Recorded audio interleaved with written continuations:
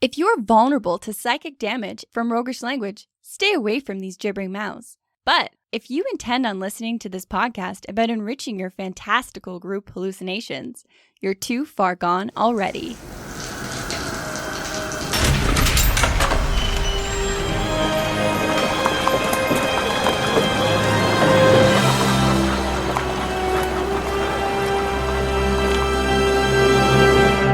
We are the brothers, both DMs and players. I'm the one with the penchant for cartography, Travis. You fancy lad. And I'm the one that spends 2 hours drawing one room of a dungeon, then panics, and then the rest plays out like a horrifying fever dream. Jordan. I'm just throwing stuff around and I don't know any answers. Welcome to the Hook and Chance podcast. Doodling your dirigibles with lofty expectations for incredible games. Today we're going to talk about maps, that's why it got a little weird there, and how to build memorable encounters with locations. So it doesn't matter if you use Theater of the Mind or drawn maps like virtual tabletops or cardboard or just about anything. With all of our content, we try and make it applicable to players and DMs, and we think what we do in this one you'll find super useful regardless of your situation.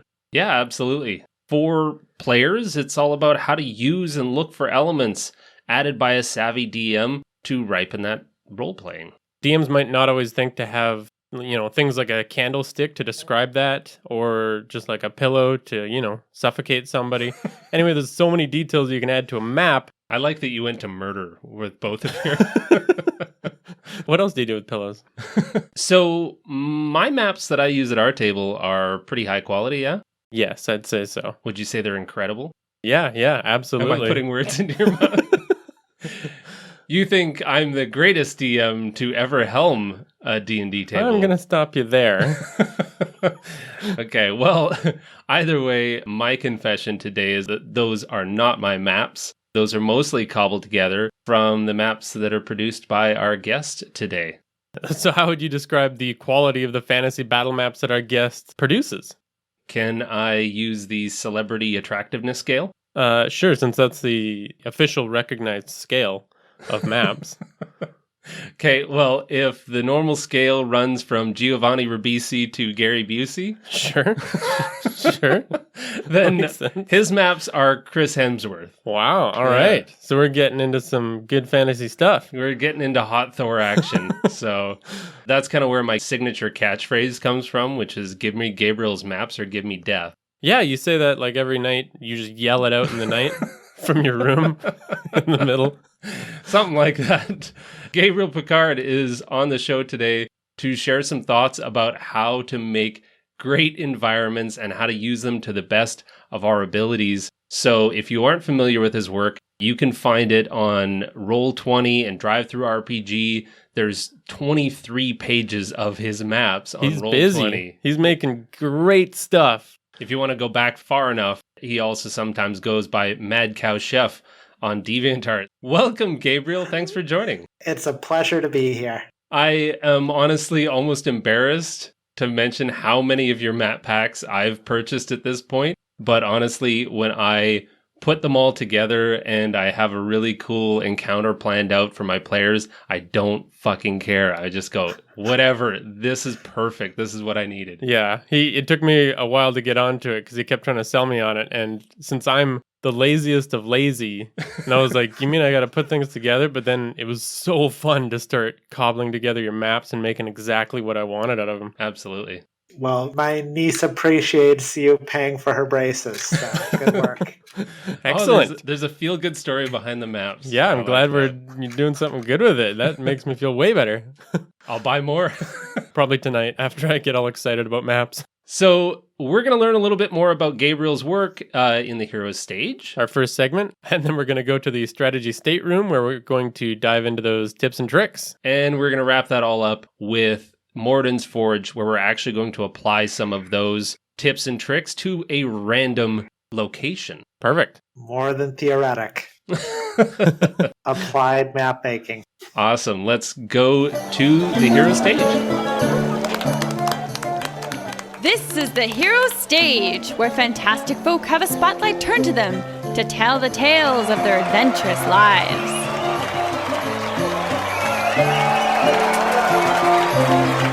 All right, so this segment, we're focusing on folks doing amazing work for the community and who raise the bar for some of the niches that they work in. And Gabe, this is something that you do on the regular. So again, thanks so much. How often do fans reach out and say thanks? Oh, the community is absolutely wonderful. I get thanked, if not daily, at least weekly. Is that kind of what's kept you going on your map making? Is just the feedback you've been getting, or? Well, then my muse is, a chain smoker from Jersey who, pushes me at all times to just make more things. So I don't think I can help that part. Excellent. Who is this chain smoker? I don't know. That's my muse. Oh, I see. If only we had all had such inspiration. Come on, we gotta move these maps by Thursday. That's awesome. Very good. You're on the factory floor. Send them over. We could use a little of that. What is the ratio of thanks to requests that you get? I usually solicit requests almost anytime I get a thanks, so I always keep the door open there. I'm always interested in finding out what people really want and what would make their games fun, because I know what makes my games fun, and I've already made it. Nice. You do make them for yourself first, I assume? Like you're using these maps in your games a lot of the time? Sometimes. Other times I'm just building up a big stock because I never know what I might want to run in the future. So fair enough. Good to keep ahead of the curve because I can't produce them fast enough for a weekly game. So I guess this was more or less born out of needing map assets for yourself, huh? Yep. It's the way most of us get to mapping. Was there a kind of an initiation? Like, what was the tipping point for you to say, hell, I can actually do this? There's so many different areas of tabletop role-playing that you could dive into. But yeah, like what made maps your thing? Well, I can't write, so it was going to be a visual art one way or the other. The maps always seem like the first place to start almost any adventure, the map at the beginning of the book. Well, I love that, so I want one for my game, and then I want one for my next game, and then before long I'd produce many, many of them. Just keep making them better. That's fair. Process of elimination, though. I like it, because maps is my weak point. What other kind of creative passions fuel this hobby? Food. I was originally a chef, so I kind of love the food aspect of it and love some of the history of food. So I will definitely include that in my games. Interesting. Maybe slightly more historically accurate than necessary.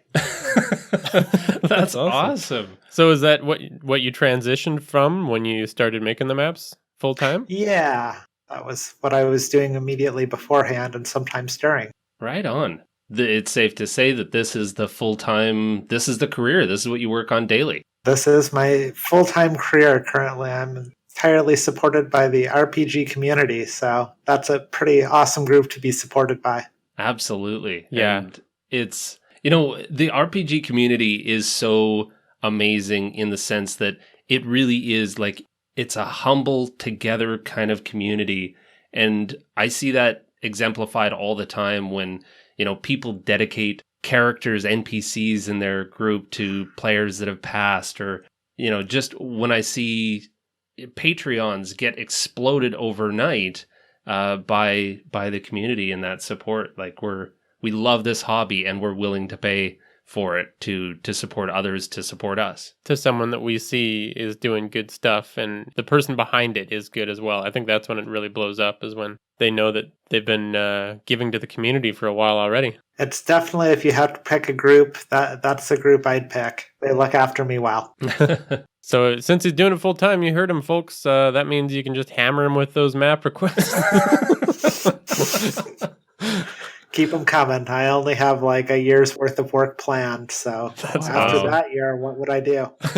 What would he do? So what would you tell someone that's trying to get started making their own maps? I would say there's some absolutely wonderful tutorials out there. You don't need a ton of skill, and it is incredibly rewarding, even if you are not the world's most talented map maker, to have something that you can generally say, well, I made this. I mean, that's half the fun of all role-playing stuff, is making the character, making the NPC, making the world, making your own map is just part of that. Yeah, just finding what you love to make.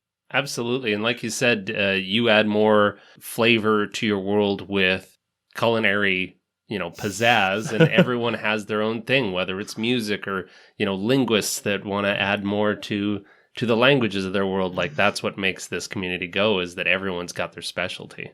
Conlangers are some incredibly interesting people as far as obsession goes. They're hard to keep up with. No doubt. Yeah. I find, at least in my experience, that tabletop role-playing games attract a certain type of person that is generally really, really well educated and has expertise in a lot of different areas. And yeah, it's so cool to see people run away with things that they specialize in. Can you take us through the process that you make maps? Sure. It's pretty simple these days, as I've gotten a little bit of practice since I started. I usually choose a theme. That's the real obvious thing, because I'm making maps either for my game or I'm making a pack that's one of the maps is based on my game, and the rest are just going to be, generally fitting of a theme. So it might be swamps, for instance. Once I choose a theme, I gather all the resources I need, which may involve making a bunch of textures. I might do some 3D models for individual things like plants, if they are too complex for me to hand draw personally. And after I've gathered everything I need to make it, I make one sample map, see what I made that actually looks good, and see what I made that I need to make a second time. Once I get that done, I then make the second one. And usually that one's good enough, but if some other things don't look quite good, so on and so forth until all the elements look good together. And Wow. then I set up a template for that, and then all of them will be made from that template. So they all are unified in texture and whatnot in case you need to add elements or other things. How long does it usually take you to, say, complete one of the average map packs? Like how much time and effort goes into that? Takes me about a week, generally speaking, but it varies a lot. I mean, really simple terrain could be, as little as 5 days. Something like a city that typically are very complex, and I have to, hurt my head making sure all these stories align with each other correctly. Could take a couple. Wow. Yeah, I've noticed, man, like there's so many different elements that you give to it, and I always find when I'm using your maps, and I'm thinking to myself, oh, it sure would be nice to have this. And then I scroll down the list of elements and I'm like, oh, there it is. He thought of it before I did. And so how has this process evolved since you started? Like it sounded like now it's a lot of work. Before it was a lot of work. Well, for one thing, I'm just a lot more organized. I have a flow for the whole thing. Previously, I didn't have a very good... when I gathered resources, I didn't necessarily gather everything I needed to start with. I started work, found out I was missing half the things I wanted, went back to stage one, got them, made sure they worked, and there was a lot more back and forth, which wastes a lot of time. Gets a little less unified a product if you're not careful. So then things can be harder to use together, which doesn't help anyone else run their game. It's gotten organized with time. What a concept. Organization. I mean, I still struggle with that when I'm just prepping for each game. So I totally know what you mean. There's a lot to be said for workflow, for like whether it's doing any job, whether it's DMing or like a real job. There's a lot to be said for like figuring out your workflow and having kind of that routine. And actually, that's kind of what you're here to offer us today is kind of a routine for adding to a location. I'm ready. Well, let's talk a little bit about your experience with D&D. So, what was your first experience? What was your first exposure to Dungeons and Dragons? My very first was I had my father's girlfriend's son had like choose your own adventure kind of D&D books. They're very old school. I haven't seen them in ages, but they were a thing. You'd actually like roll for the fights and such. Oh, wow. And I saw those and I was, maybe 10 at the time. So I got some miniatures. I painted those. Wasn't another couple of years till I was like 12 or 13 where I actually got the original like read books and such. I was terrible because I was 12, so I barely understood how these games worked, but I still had fun. Well, that's the nice thing about being young and playing them is because your imagination is doing most of the work for you. I had siblings. That always helps, too, because then you have players that can't run no matter how bad you are. There you go. Nice. And what was that? We asked this of a lot of our guests. What was that inciting incident, that like mind explosion when you did get exposed to D&D? What was that moment where you're like, holy crap, this is the greatest game? Or this is going to be, like, I'm going to play this for a long time. I guess I didn't have a single epiphany. It really made sense to me. It's like, oh, yeah, I grew up, using my imagination, making worlds and whatnot, and playing with my siblings. And this was merely an extension of it with enough rules so that they couldn't cheat. Yes. Those cheating bastards that have imaginations. And obviously the map making is a huge element for you, but were there any other parts of tabletop gaming that really stood out for you, like that you just glommed onto, or? Oh, I love world building. Has always been among my favorites. If I can build a unique world or setting, I'm super happy with that. Then you have people actually interact with it, and then it becomes a living world, and that takes it from the boring, or at least the theoretically interesting, to the applied interesting. And exposes all the things you didn't think of, for sure. Yeah.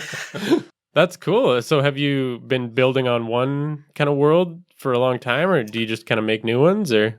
I typically make a new one for each game if I can, because I can't resist starting over and trying something new. Yeah, just the temptation to get into a different theme or something. Halfway through one, something sparks, and you're like, I want to start a different game with this now. Your characters are all dead. New world. Die. Yeah, exactly. Right on. So give us the rundown of what your current D&D experience looks like. Are you playing in weekly games, or how does that look? Currently, I'm playing in a weekly game, but it's mouse card, not D&D. So interesting. I haven't been in an actual D&D game in a couple of months. So hopefully that'll get corrected before long. Well, at least you got you always got to have one game going, otherwise you start to get that itch. Well, give us the quick rundown on what you love about mouse card. Oh, well, same thing I love about all role-playing games. You get together with a fun group of people, you chat, you have fun, and you help create a narrative out of all that. That is sometimes humorous, sometimes, inspiring, and sometimes comical, whether intended or not. Yeah, you never really know what you're going to get, but it's always something crazy and that you never would have created by yourself, so I feel you. Right on. Well, I feel like we've gotten to know you a little bit. Let's hop over to the strategy stateroom and talk about some of those tips. This is the strategy stateroom, where inventive and cunning tactics are crafted for when they're needed most.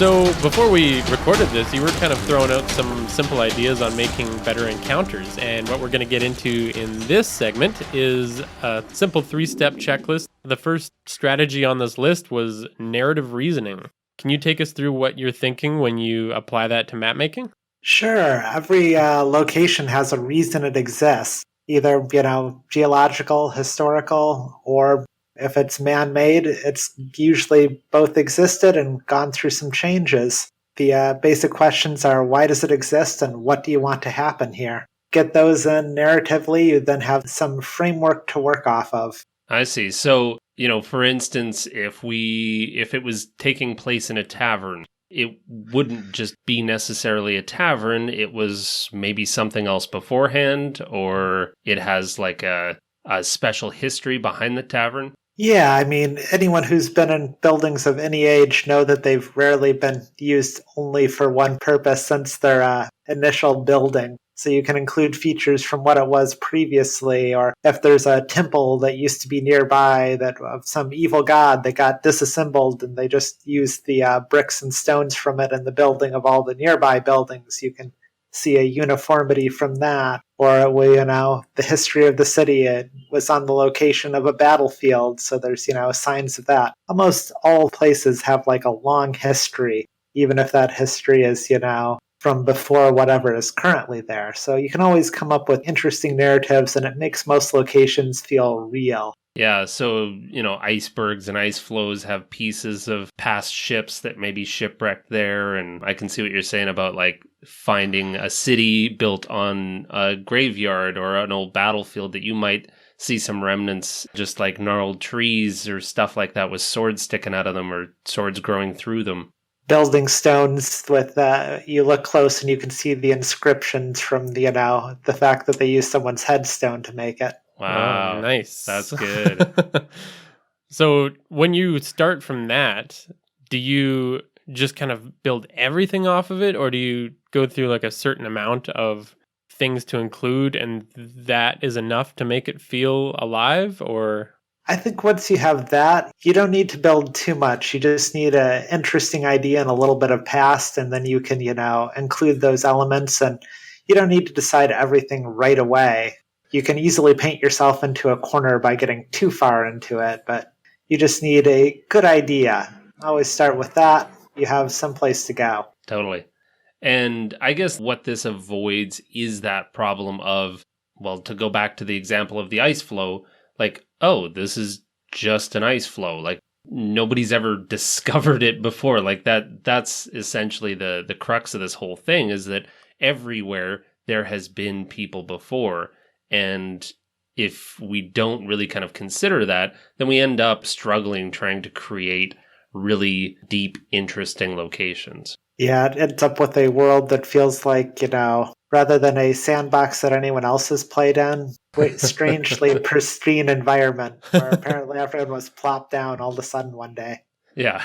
a little too clean. This creates for players a lot to kind of question and explore. And so as a player listening to this, you could just be encouraged to explore and to check things out and wonder why they're there. And it could lead to a lot more story that nobody thought it would go that way. Yeah, it gives a place for players to build stories off of, and also gives them, one that has history behind it. There's stuff to work with. I mean, if you're the party's necromancer and you find out that the tavern you're on is over an ancient battleground, is a lot different than if you find out the tavern is on, originally sanctified holy ground. Those are two different narratives from the player's standpoint. Both very exciting. I want to see what happens next. So your second is all about tactical elements. So yeah, take us through what tactical elements in a map means. Well, fighting in a box is boring, even if that box has history that the GM's told you or hinted at, because there's writing on the wall that says yieldy battle happened in this empty box. There's no sign of it, so don't look. So, you need tactical elements, things like cover, complex routes through the location, preferably non-linear ones. In other words, if it's a hallway, even if it's a twisty hallway, there's only one way to possibly go through it, and that's a little less interesting. Takes away player choice. Height variations are super fun, especially, any kind of terrain that either one player or one monster type can easily get between and others cannot. Difficult ground, broken things. And then just in the description of all those things, suddenly you have objects and things that should be in that environment that a player can work with. If you describe an opulent ballroom, there's a chandelier that you can either drop on someone, swing off of, or whatever else. You can almost walk through an environment and look for opportunities for each one of the players' classes, because when you start rattling through some of these different elements that I can add in, if I'm a barbarian, I might want an opportunity to huck myself off of something. So there's your height variation. And yeah.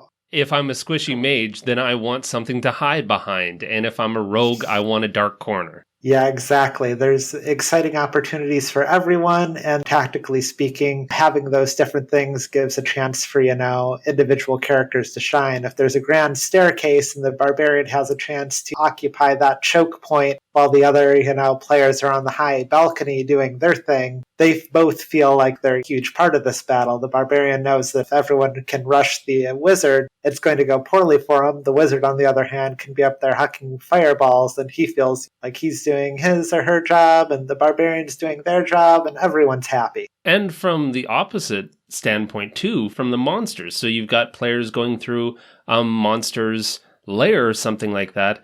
It's not just a flat cave with no features. One of the best examples was actually that I really loved was from the blog The Monsters Know. And that was all about how goblins would never run and just attack outright. They would have hidey holes dug into every corner of their lair that give them full cover. Because why would you, as a tiny creature, go head to head with Conan the Barbarian? Also, it's a lot of work to, stand on the other goblin's shoulder just so you can carve out 7-foot tall ceilings. That's true. Yeah.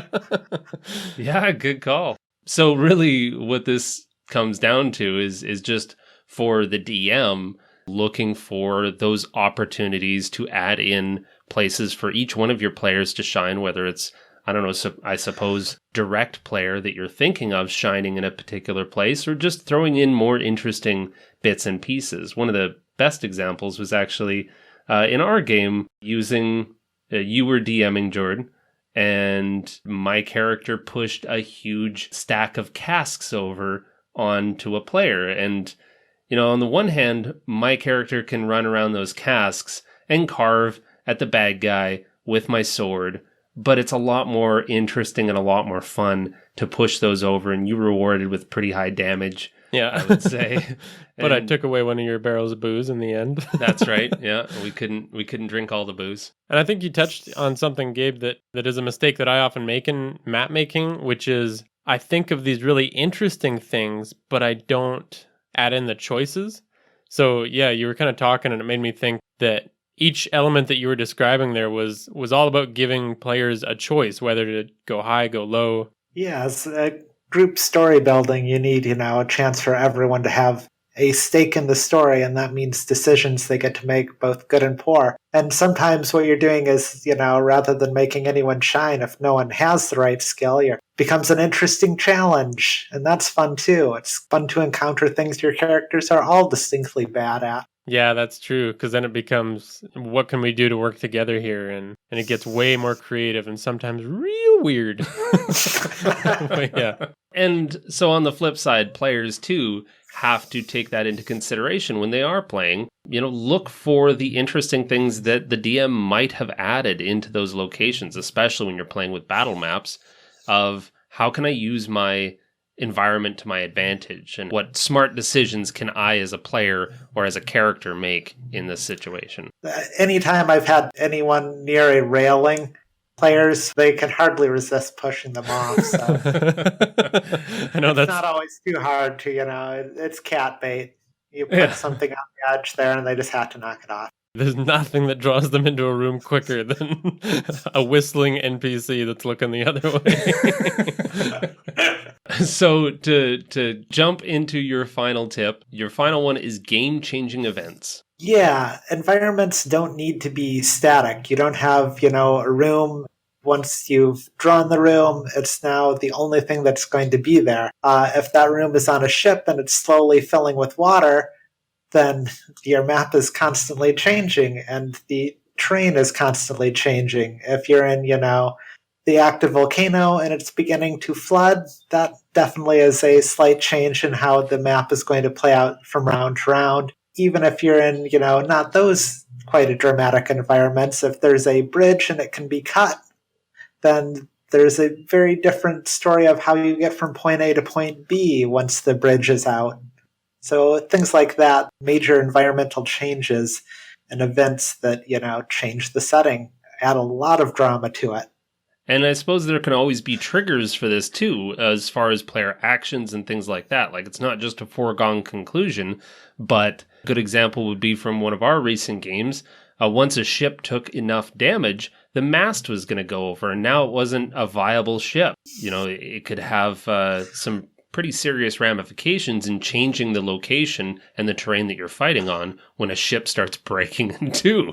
And if the mast becomes a bridge between two ships because it falls onto another one, then that's another different scenario again, too. So dynamic environments always, add to things. The most common one, unfortunately, being just what the players set on fire. That's so, just like your catnip to the last example, that's another one, is if there's something flammable in the room, it is going to get lit. Yeah, even if it's just wood.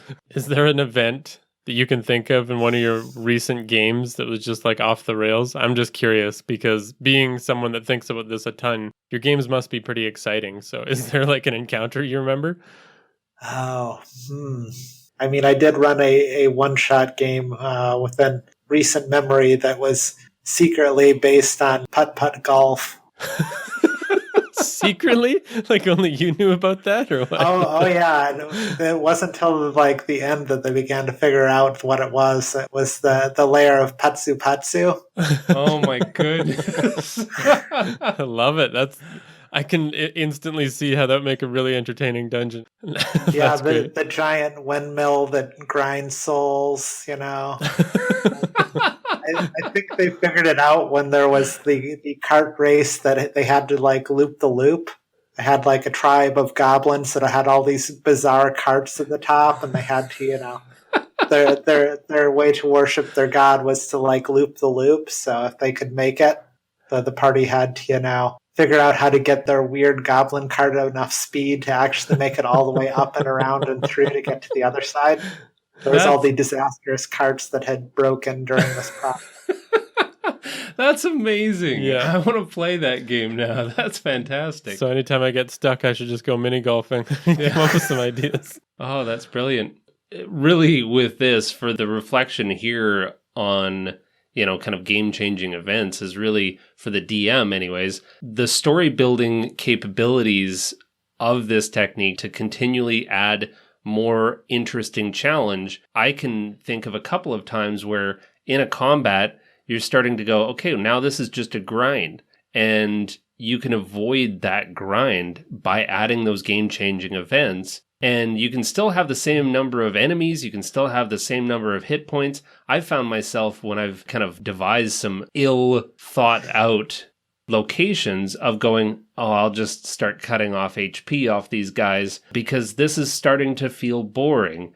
But that's because I didn't have any of those game-changing events in there to really turn the tables or to shake things up. Yeah, when you have a horde of goblins and it's just gone on a little too long and you just need the right fireball to make that roof look like it's about to come down, and suddenly the whole scene becomes an entirely different kind of race. Oh, nice. So you'll often like use the character actions to instigate that change? Ideally, anything you can have where characters' choices determine narrative, those are the best possible narratives to write. Absolutely. And I guess from a player's perspective, we really do have to just look at how our character reacts when those tables turn. So like you said, when that ceiling starts coming down, do I try to run? Do I try to brace things? Do I try to, so it's reacting appropriately, I think, to a lot of the environmental changes that are happening that makes role-playing far more interesting, because now the barbarian that decided to run and hide when things started getting a little crazy has some making up to do to the rest of his party, or some ground to regain in the eyes of his comrades. Or if he was ineffective because there was just too many opponents, and was previously large fireballs kill a lot more goblins than one guy who gets a single attack every round, he now has a chance to brace the ceiling while everyone else escapes, because everyone loves Sloth from the Goonies. Yeah, good call. Awesome. So to recap, that was narrative reasoning in every location and passing that through to some kind of tactical element that the players can use, and then finally some kind of game-changing event. And I think I'm going to be planning my encounters very differently from now on. No, fair enough. I think I'm going to be a lot more exciting from here on out. So let's hop over to our final segment, Morton's Forge, where we're going to use these ideas and see what we come up with.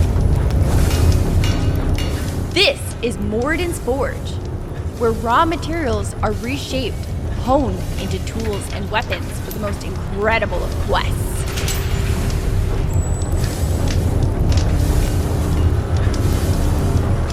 Okay, so in this Morton's Forge, what we're going to do is we're going to randomly roll on a D10 to determine our location and a D4 to determine our enemies, and then the three of us are going to apply your tricks, Gabriel, and make a really cool encounter, I hope. We'll find out.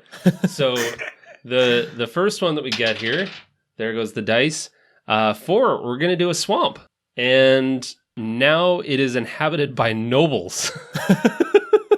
Noble swamp people. I dig it. Yeah, I'm sure that can work. Well, those tables went together pretty interestingly. Okay. So I guess we got to start out with some narrative reasoning. Well, you need a reason for nobles to be in a swamp, and it seems like either the swamp or the nobles would one or came after the other. Yeah, that's a good point. I was thinking the nobles, got ousted from wherever they were before, and these nobles in particular had to set up in the swamp, but maybe it's the other way around. What if they were just really unwelcome nobles? Like, finally the city got up and was just like, you are all awful. Get the hell out. And the closest they could stay to home was the swamp outside. I like the ousted nobility story. That seems good. But the question for the environment is, what was here before? Was it a pristine swamp, or was it inhabited by lizard folks or some other people that the nobility pushed aside when they moved in? I think that makes a lot of sense. Yeah, like a whole colony of lizard folk that are now surrounding the noble's estate and are pretty pissed off all the time. Could be a very good reason why the adventurers are involved at all, because the nobles may have called them there to help get rid of all of these lizard folk, only to find out that they were there because they were shitty to begin with. As far as maybe what happened in the swamp before, that would mean that a lot of the structures in there might have kind of, like you were talking about earlier, maybe a mix of that historical purpose. So we might find that the nobles have repurposed a lot of the buildings that the lizard folk had. What kind of lizard folk inspiration would you put into their game? Oh, if I could, I'd throw some watery tunnels under their structures that they may not know is there. Nice. Ooh, yeah. Because lizard folk can breathe underwater just fine. So there's, secret tunnels all under the swamp. The nobility has just torn down whatever is there and taken over. Some of the posts and beams in the new noble hall that they've put up over the swamp clearly have the original carvings of lizard god deities and such. Yeah. That have been, only partially cut away. Very cool. I'm getting a serious vibe from this location already. Absolutely. Should we move on to the tactical elements? Anything we're missing from there? I suppose we need to decide what are they indoors or outdoors in this new swamp village. True. I suppose for the sake of freedom, we can do a kind of an outdoor location. I suppose so. What would an outdoor noble location look like? Outdoor location. Well, they need dwellings, so if it's an outdoor location, maybe they're trying to, build a royal garden over the swamps to various effect. Yeah. Limited results or strange plants.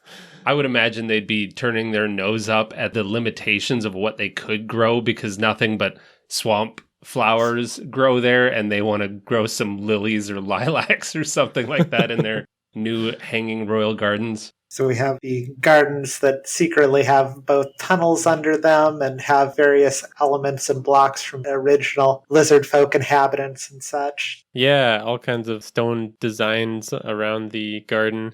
And as far as giving some options, it's easy for you to have paths that are both overgrown and clean and all kinds of possibilities there, I'm sure. Yeah, both partially aquatic, bad terrain, mud, plenty of cover from swamp plants, and all that kind of stuff. The history of colonization by dumb people in places that are naturally not their homes is perhaps they have tried to use stone as a building material, whereas, the lizard people might have used sticks and it would be above the water and it wouldn't be so heavy that it would start to be swallowed by the swamp itself. So you might have some stone structures that were built, only maybe a year or two ago, but have already started to sink within the swamp and are now like starting to get waterlogged and things like that. Right. So even the noble made stuff is like half underwater at this point. Sounds deeply noble.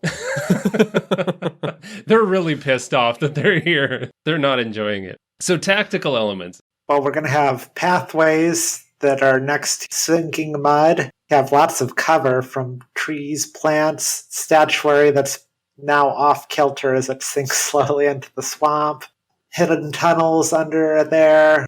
Suppose you could have else? some high points in the statues and or even a small wall or a watchtower that one of the nobles has tried to erect. Yeah. A gazebo where you can only stand on the roof now. Perfect. Gazebo. Gotta throw one in there. You always need a dread gazebo. And that's flammable. For now. I think with a swamp environment, you always have overgrown trees that are hanging from above as well. So you could have vines. Oh, yeah. Easy to climb up into, easy to swing around. The chandelier of the swamp, they're called. Versus swamp water, which is the champagne of the swamp. Yeah, that sounds like a perfect environment for nobles. I don't know what I was worried about. Well, and what about as far as tactical? I'm not sure if it falls under the category of some of the next things that we're going to add, which is the game-changing events or a tactical element.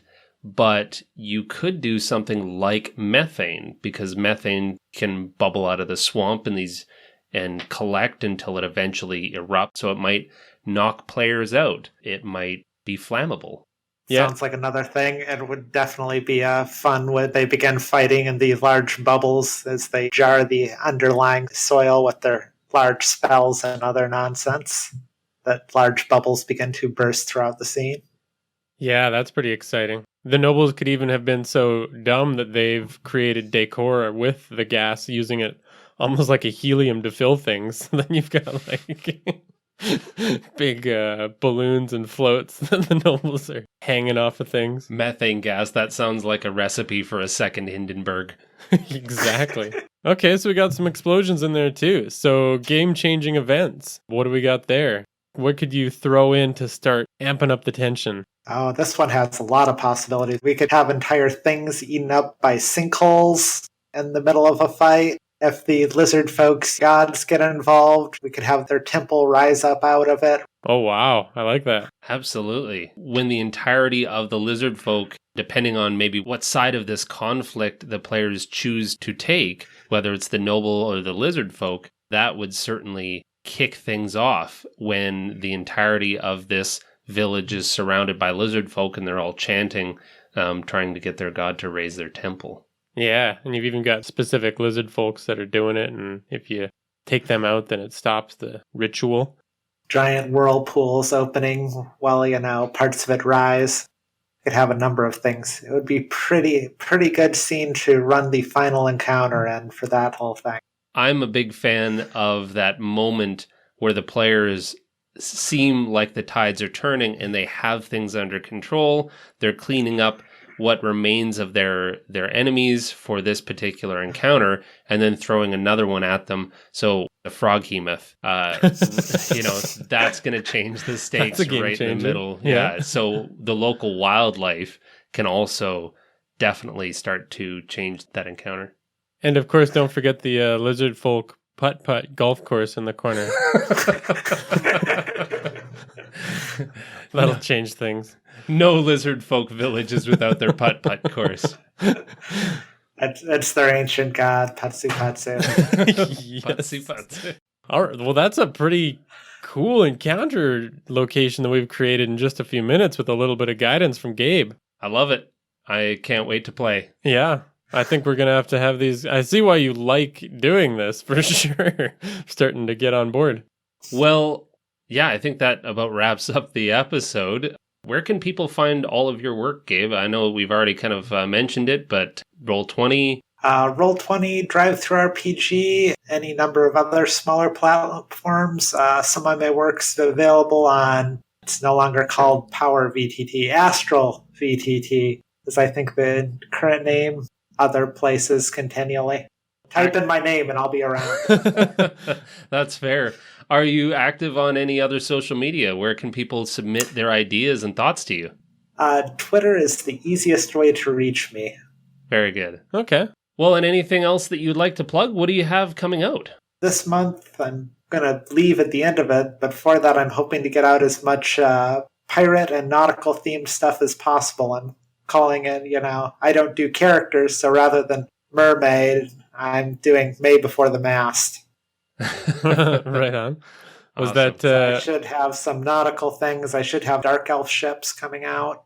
cool? Wow. Oh, I'm excited to see that pack. Was that inspired by yourself, or was that kind of going on the latest things that are coming out with D&D? Or I took inspiration from D&D's Ghost of the Salt Marsh. I figured if they're doing stuff, people always want to continue their adventures or totally different direction that is all their own. So I figure I should give them some stuff to do that. And honestly, I have found myself rebuilding maps that have already been provided, even maps that I've already purchased on Roll20 with your maps. So absolutely, the quality is unreal. I mean that from the bottom of my heart. I've spent hours rebuilding stuff just because the quality is so high, and it's really what I would expect of myself and for my players for every game. I'm glad it adds to your fun. That's always the goal. Everyone having as much fun with the RPG community as possible. it's been really cool talking to you and getting to know you, and I'm definitely going to be more involved in throwing my ideas at you at this point too. Can't wait to see what new stuff you're going to have coming. I can't wait to get it to you. Well, thank you very much, Gabe, for joining us. Definitely check out all of his work, like we said, in those various places, but just Google Gabriel Pickard in Google and you will find it. That is the place to Google. That is the place. Shut up, ass. Thanks to Tabletop Audio for all of the sound effects that you heard in this episode. You can always follow us at Hook and Chance on Twitter, Facebook, Instagram, Discord, and Reddit. And as always, you can join us for this one, Gabe. Thanks for listening, and play great games. Yay, putz, the lizard folk.